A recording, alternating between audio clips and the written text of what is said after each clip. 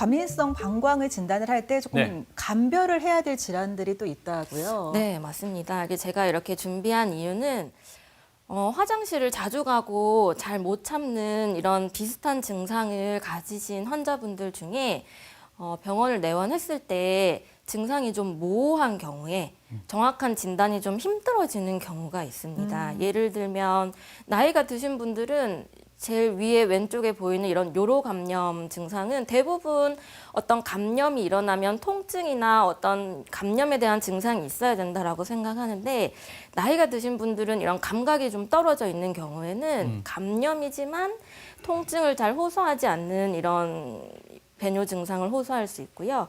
이런 경우에는 소변 검사로 반드시 확인을 해주셔야 됩니다. 네.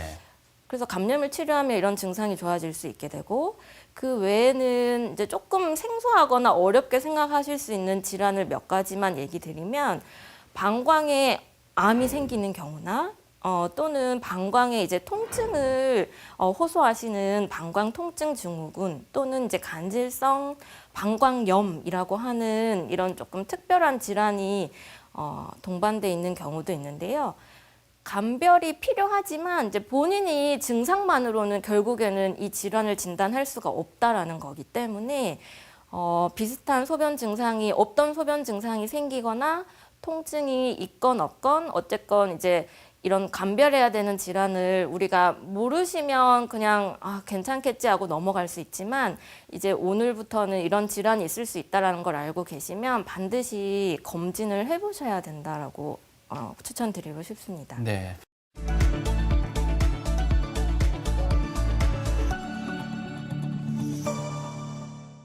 남녀 불문하고 뭔가 이 진단, 검사를 받는 데는 좀 불편함, 부담감이 있을 것만 같은 질환입니다. 어떤 식으로 검사가 이루어집니까? 병원에 오셨을 때 처음부터 전문적인 검사를 하지는 않습니다. 그래서 너무 겁내서 병원 가면 이제 너무 큰 검사를 해야 네. 되지 않을까 이렇게 뭐 두려워하실 필요는 없으실 것 같고요.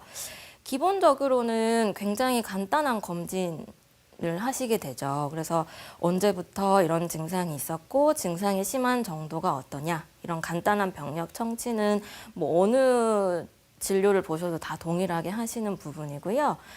신체 진찰도 마찬가지죠. 뭐 불편한 부위가 이제 방광 쪽이고 소변 쪽이라고 하시면 혹시나 다른 문제는 없는지 눈으로 또는 손으로 이렇게 신체 진찰을 하게 되고 제일 중요한 기본 검사는 아무래도 소변 검사죠. 뭐 소변 증상이 있으시면 소변 검사를 하는 게 가장 기본적인 것 같고요.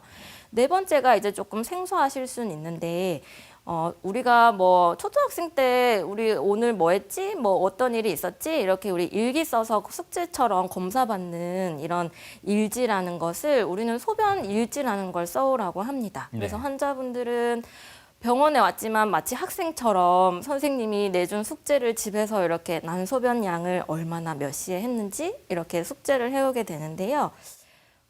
물론 이제 진료를 보러 오시면 이런 기본 검사가 어떤 형식적으로 있는 건 아니고 이렇게 자연스럽게 저희가 다 확인을 하는 부분이기 때문에 뭐 이걸 일일이 다 뭐 이렇게 나눌 필요는 없지만 어떤 부분을 확인하는지 간단히만 짚고 넘어가 보면 과민성 방광이라는 것은 이제 아까 제일 처음에 얘기 드렸던 증상 그 점수를 우리가 설문지로 이제 조금 더 객관화해서 점수를 매길 수 있게 됩니다.